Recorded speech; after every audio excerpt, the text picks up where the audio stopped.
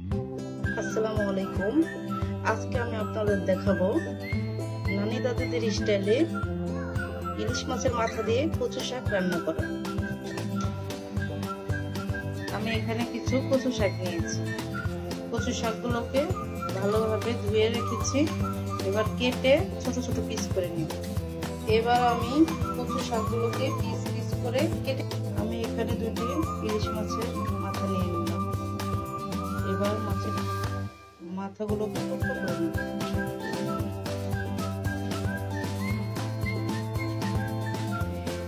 এখানে আমি মাছের মাথাটাকে দুইটা মাথাকে 4 পিস করে নিয়েছি।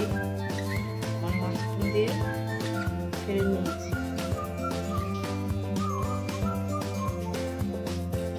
আমি এগুলোকে কেটে ধুয়ে রেখেছি। এবার এতে দিয়ে দিব লবণ, হলুদের গুঁড়া,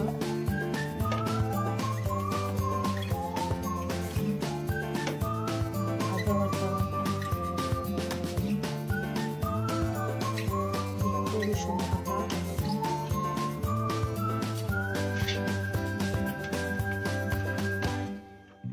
আর দিয়ে দিব পেঁয়াজ মরিচ।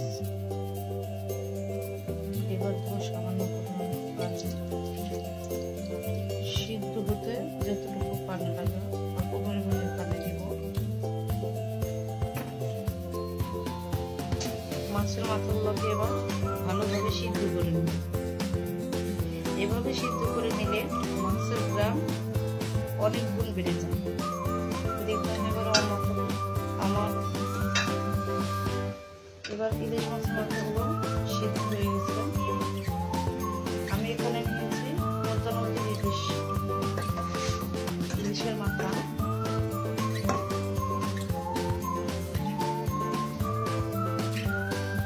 ইলিশের ক্ষেত্রে 95 ইলিশ সবচেয়ে ভালো মজাদার। আমি একটি কড়াইতে কচু শাকগুলো দিয়ে দিলাম।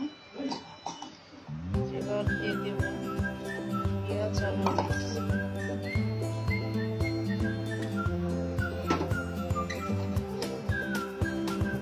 আর দেব স্বাদ মতো লবণ। আর দিয়ে দিব রসুন থেতলানো। আমি রসুনটাকে পাটায় থেতলে নিয়েছি। এবার ঢাকনা দিয়ে ঢেকে দিব। ঢাকনা দিয়ে ঢেকে কিছুক্ষণ ভালো করে সিদ্ধ করে নেব। 2 মিনিট পর ঢাকনা খুলে দেখি কি অবস্থা। নাড়াচাড়া করে দিব। এবার নাড়াচাড়া করে মিশিয়ে নিলাম।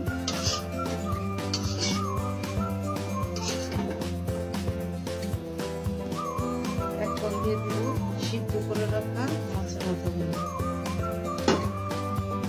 নাড়াচাড়া করে ভালো করে মিশিয়ে নেব। দেখুন শাকগুলো ভালোভাবে সিদ্ধ হয়ে গেছে। এবার এটাকে চিনি দিয়ে এভাবে ঘেটে নেব। দেখুন এবার আমার শাকগুলো দুটো হয়ে গেছে, কিন্তু আরো বেশ কয়েক মিনিট অপেক্ষা করব শাকের পানি শুকানোর জন্য। শাকে যেন একটু পানি না থাকে। এই পদ্ধতিতে রান্না করলে গলা চুলকানোর চান্স খুবই কম। এভাবে রান্না করলে বিশেষত গলা চুলকায় না। দেখুন অনেকটাই পানি কমে এসেছে। আমি আরেকটু নাড়াচাড়া করে ভালোভাবে পানিটি শুকিয়ে নেব। এবার দেখুন পুরোপুরি শাকের পানি শুকিয়ে গেছে। এবার শাকটিকে নামিয়ে নেব। এবার তেল গরম হয়ে গেলে দিয়ে দিলাম 3টি শুকনো মরিচ।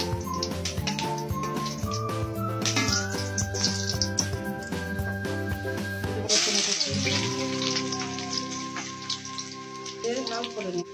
রসুনগুলো লাল হয়ে গেলে এবার দিয়ে দেবো শাক।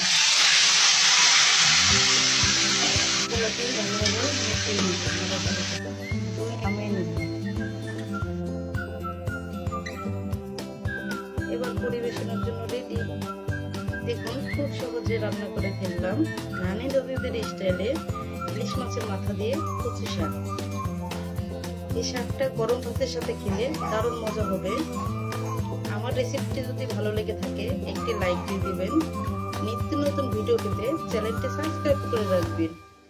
আজকে এই পর্যন্তই, দেখা হবে অন্য কোনো রেসিপি নিয়ে অন্য কোনো ভিডিওতে।